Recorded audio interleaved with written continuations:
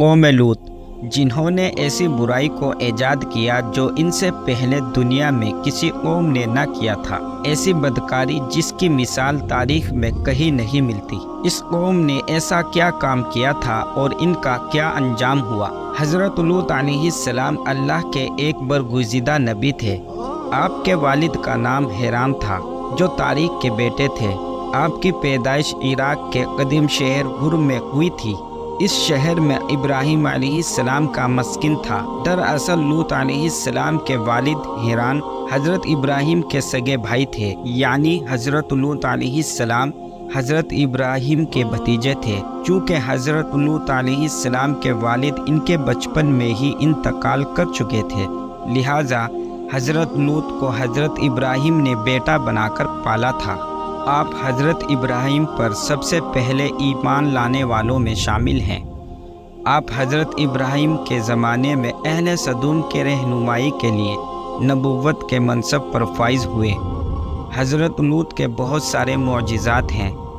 آپ جس وقت بارش کے لیے دعا کرتے تھے تو آسمان بادلوں سے بھر جاتا، خوب بارش ہوتی تھی۔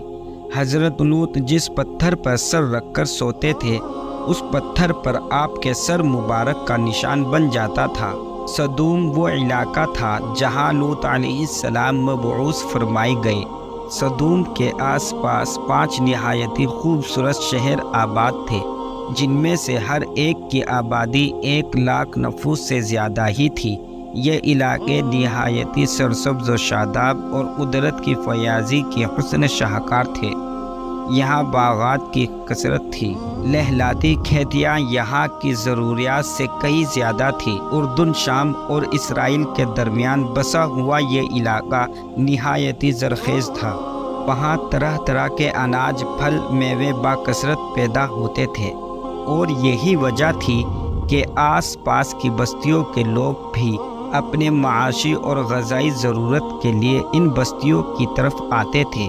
مگر یہ بات اہل سدوم کے لوگوں کو بالکل بھی پسند نہ تھی۔ ان کے خیال میں ان کی بستیوں میں پیدا ہونے والے پھل، اناج اور سبزیوں پر صرف ان کا ہی حق تھا۔ وہ نہیں چاہتے تھے کہ دوسری بستیوں کے لوگ ان کے علاقے میں آئے۔ ایک دن سدوم کے لوگ اس بات پر غور و فکر کر رہے تھے کہ باہر سے آنے والے لوگوں کو یہاں آنے سے آخر کیسے روکا جائے۔ ابلیس ایک بزرگ کی شکل میں ان کی محفل میں آیا اور کہا، اگر تم ان سے پیچھا چھڑانا چاہتے ہو تو میرے کہنے پر عمل کرو۔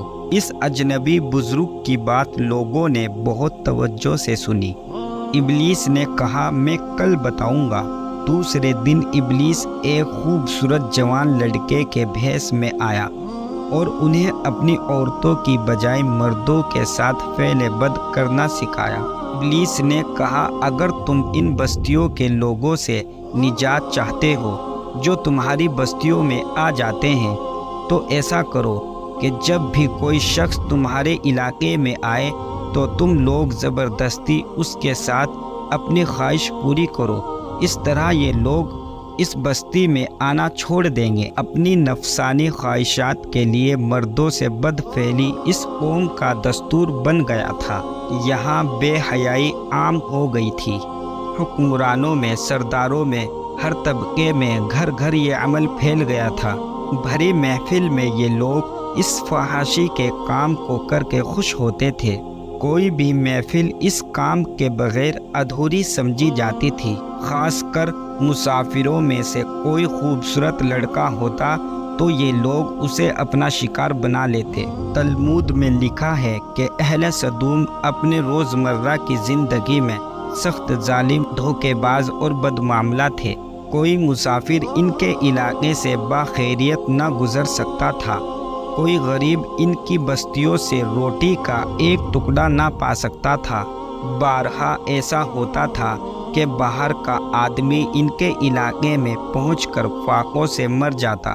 یہ اس کے کپڑے اتار کر اس کی لاش کو بے رحمی سے دفن کر دیتے۔ اپنی وادی کو انہوں نے ایک باغ بنا رکھا تھا جس کا سلسلہ میلوں تک پھیلا ہوا تھا۔ اس باغ میں وہ انتہائی بے حیائی کے ساتھ اعلانیہ بدکاریاں کرتے تھے۔ حضرت لوط علیہ السلام نے انہیں توحید کی دعوت دی اور بدکاری کے اس گنہونے عمل سے توبہ کرنے کا حکم دیا۔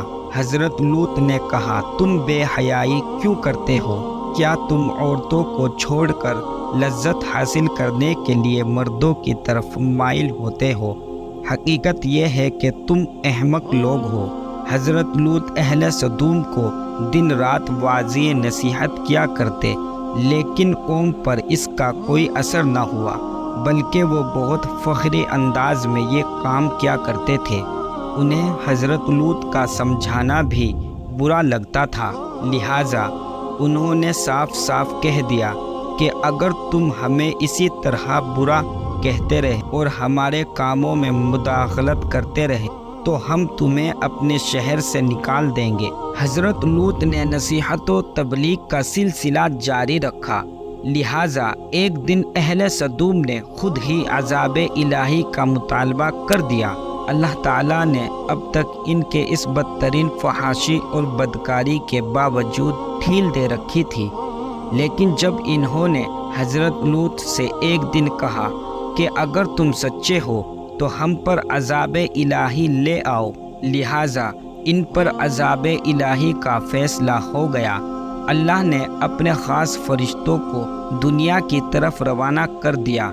یہ فرشتے دراصل حضرت جبرائیل، میکائیل اور اسرافیل علیہ السلام تھے۔ پھر یہ فرشتے حضرت لوط علیہ السلام کے گھر تشریف لے آئے۔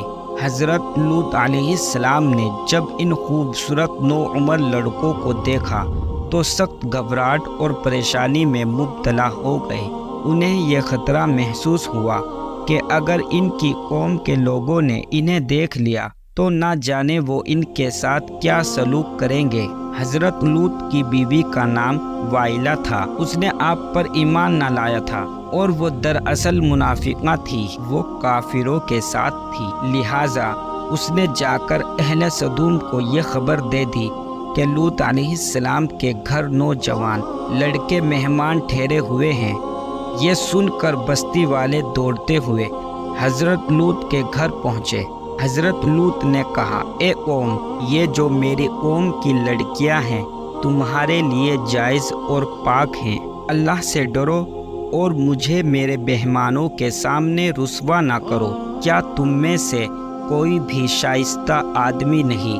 حضرت لوط کی بات سن کر وہ لوگ بولے، تم بخوبی واقف ہو کہ ہمیں تمہاری بیٹیوں سے کوئی حاجت نہیں، اور جو ہماری اصل چاہت ہے اس سے تم بخوبی واقف ہو۔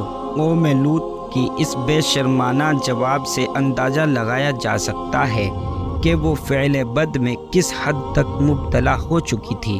جب حضرت لوط علیہ السلام کی قوم ان کے گھر کی طرف دوڑتی ہوئی آئی تو حضرت لوط نے گھر کے دروازے بند کر دیے اور ان نوجوانوں کو ایک کمرے میں چھپا دیا۔ اس بدکار لوگوں نے آپ کے گھر کا گھیراؤ کیا ہوا تھا اور ان میں سے کچھ گھر کی دیواروں پر چڑھنے کی کوشش کر رہے تھے۔ حضرت لوط اپنے مہمانوں کی عزت کے خیال سے بہت زیادہ گھبرائے ہوئے تھے۔ فرشتے یہ سب منظر دیکھ رہے تھے۔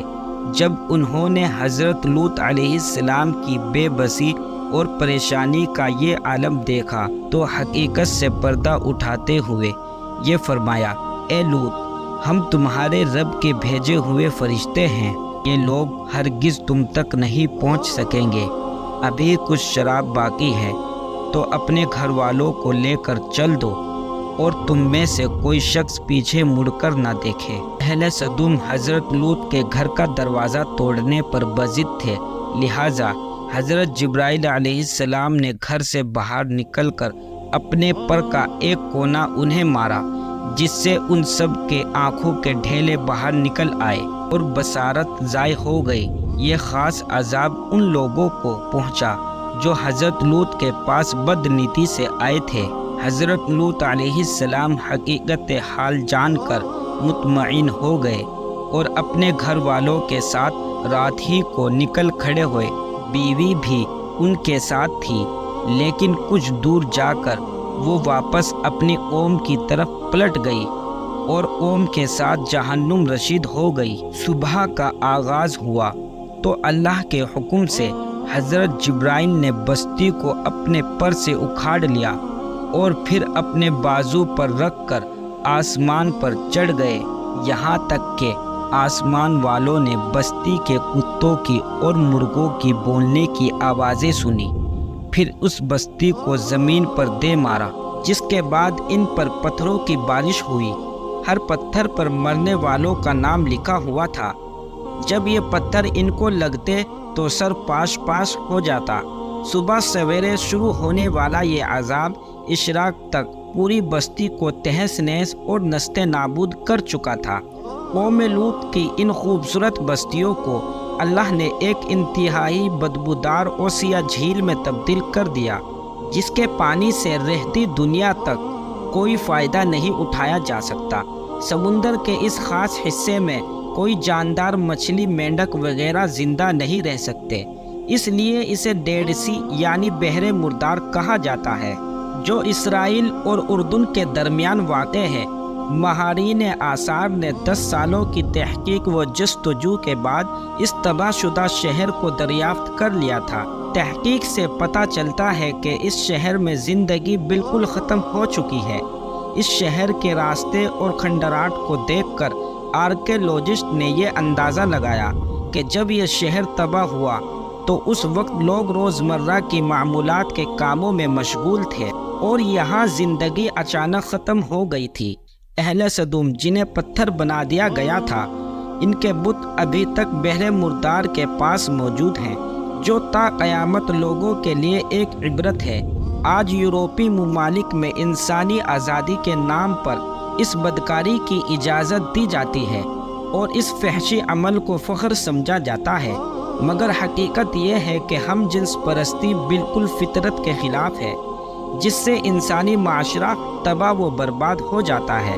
روایتوں کے مطابق ایک مرتبہ حضرت سلیمان علیہ السلام نے شیطان سے پوچھا کہ اللہ کے نزدیک سب سے بدترین عمل کیا ہے؟ ابلیس بولا، جب مرد مرد سے بدفعلی کرے اور عورت عورت سے خواہش پوری کرے۔ حضرت ابن عباس سے روایت ہے کہ رسول اللہ صلی اللہ علیہ وسلم نے فرمایا کہ اس شخص پر اللہ پاک کی لعنت ہو جو اپنی زندگی میں اس عمل کو دہرائے۔